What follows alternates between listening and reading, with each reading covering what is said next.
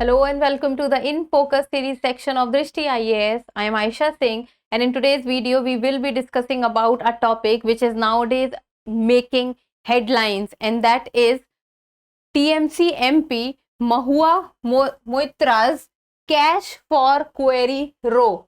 So first of all, we'll be knowing that what is cash for query row and then why is it making so much of the headlines. So first of all, let us understand the timeline. First, we'll be looking at the news, then what is question R in Lok Sabha, submission of notices, conditions for the admissibility of the question R, different type of questions that can be asked in the name of the question Rs, and then importance of raising questions, why the questions are being raised, what is its significance. In the end, prelims MCQ.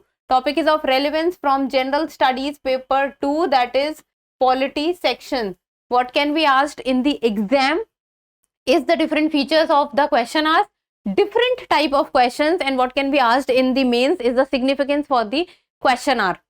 So the news talks about Mahua Moitra's. She is a TMC MP and TMC is the ruling party in West Bengal. And cash for query row, how MPs ask questions in the Lok Sabha. So I'll just be telling you that what has happened recently. We will not be going much into the political aspect. What becomes important for us and from the exam perspective is how MPs ask questions in the Lok Sabha. Questions had been asked in the past from this point, and especially the parliament topic of the polity section. So what has happened is that Mahua Moitra, so Mahua Moitra's cash for query row. So what has happened is Mahua Moitra, you must have heard the name. She is a TMC MP, member of parliament, and TMC is the ruling party in West Bengal. So what has recently happened is that Darshan Hiranandani, who is the CEO of the Hiranandani group, so it is a real estate group, it is a billions of rupees real estate group. So he has claimed in an affidavit to the ethics committee and has said that the MP, that is Mahua Moitra, has given him, that MP gave her parliament login and password so that he could post the questions directly on her behalf when required. So this is what has happened. See, Mahua Moitra is an MP. An MP is member of parliament who has the right to sit in the parliament and has the right, for being the member of the parliament, he or she can ask questions to the ministers. So what is happening is that Darshan Hiranandani, who is the CEO of the Hiranandani group, has said that the MP, that is Mahua Moitra, has given her the parliament login and ID password so that on the behalf of the MP, he can ask the questions to the ministers. So now this has happened, and what is happening is that this is breach of the rules for the Lok Sabha or for the parliament. Now that is why it is called cash for query. Query is the question that the MP has the right to ask to the ministers, and it has been claimed by other people that the MP was doing it for some favors. It has been claimed by some other people. So that is why it is called cash for query row. So now that is it. This is it. We will not be going much deeper into this aspect. Now let's see what is important for us to know is the question R in the Lok Sabha, because this is the point where the question has been raised, and this is the point where the MPs can ask the ministers the questions they want to raise, and these questions which the MPs ask the ministers becomes utmost important, because this happens in the starting session of the parliament. Now, is it allowed that an MP can give his or her login password to someone else to ask question? Now let's look at from the constitution and from the polity aspect that what happens there. Now question R in the Lok Sabha. Question R, as the name itself is telling, that in this R, questions can be asked by member of parliament to the ministers. Very basic, this is clear. Now from where does the question R get its importance and of its significance? So, question R is governed by rules 32 and 54 of the rules of procedure and conduct of business in the Lok Sabha and directions 10 and 18 of the directions by the Speaker Lok Sabha. Now, this is where the question R get its relevance from. It is given in the rules of procedure and conduct of business in the Lok Sabha, and it is also given by the directions by the Speaker Lok Sabha. Clear? Then the MP has to first give a notice addressed to the lower house Secretary General. So it is not that whichever MP wants to ask question, the MP can directly stand and ask question. No, that does not happen. Before asking the question, the MP has to give a notice. A notice in advance is given by the MP, and the notice usually contains the text of the question.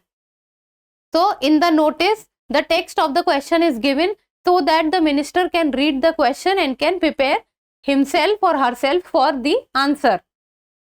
Then the official designation of the minister is also written in the notice, to whom the question is asked or raised. Then the date on which the answer is desired, on which date the MP is looking for the answer, is also written in the notice. Then the order of preference in case the MP tables more than one notice of questions for the same day. So in which order of preference the MP wants the answer, that is also written in the question, or that is also written in the notice given by the MP.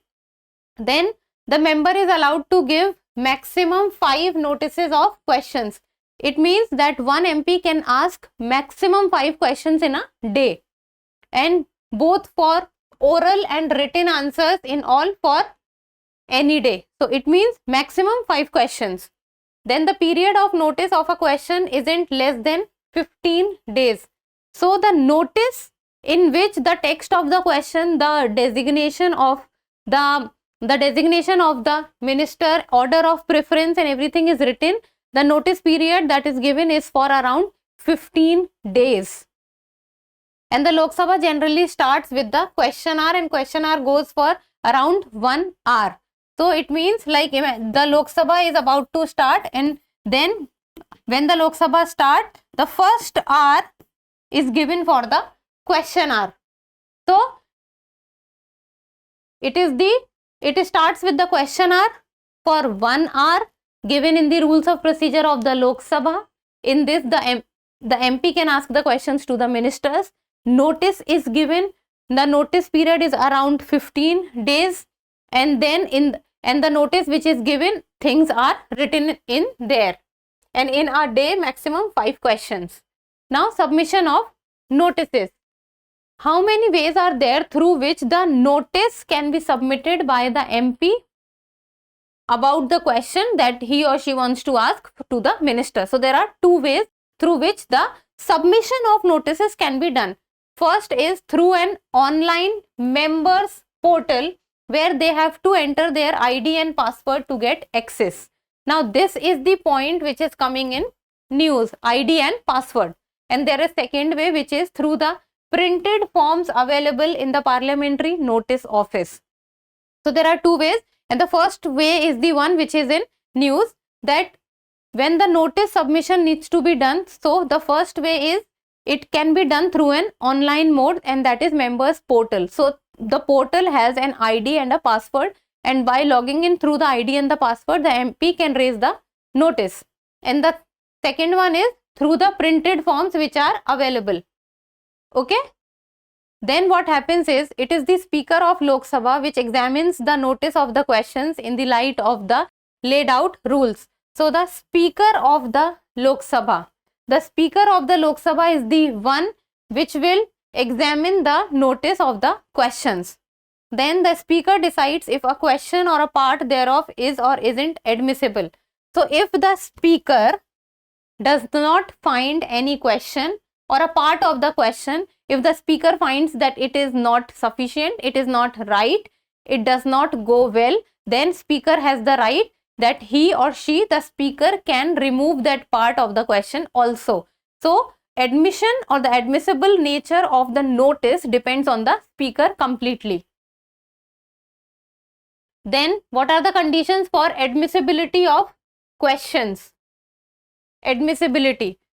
It means what are the conditions that this question can be admitted and this question can be rejected. So let's see that the questions shall not ordinarily contain more than 150 words. So the question has to be below 150 words. It should not cross 150 words. And then it shouldn't contain arguments, defamatory statements. It refer to the character or conduct of any person except in their official or public capacity. So arguments, defamatory statements and anything about the character or conduct of any person should not be there in the question. Limit should be less than 150 words. Then queries raising larger issues of policy are not allowed. Policy issues are not allowed because it is assumed that the policy discussion needs a lot of time. It cannot be done in a question hour, and that is why any discussion related to the policy matter is usually not entertained. Then question isn't admissible if its subject matter is pending or the judgment is pending before the court.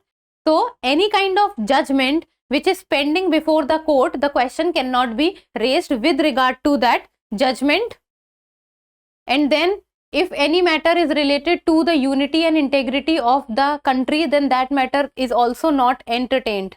So unity and integrity of the country not entertained, pending before the court not entertained, anything relating to the policy issues not entertained, character or conduct of any person, defamatory statements, arguments not allowed, word limit 150 words. So these are few of the conditions.